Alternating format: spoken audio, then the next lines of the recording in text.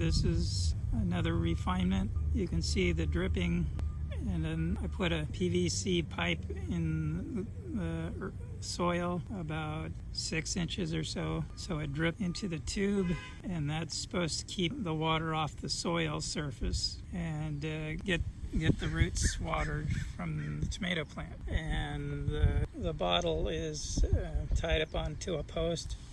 There's a piece of string, and I put notches on the post in the back so that the string catches, and we'll see what happens tomorrow morning. Hopefully it'll drip out slowly over several hours and water the plant effectively. The way I got the dripping to be regulated is by putting a piece of cotton cloth inside the top of the bottle, and then push the cloth up and down until the flow rate was what I desired, and it's pretty easily regulated that way. Although it takes a little time, I'm going to see what I can do to make that process less time consuming.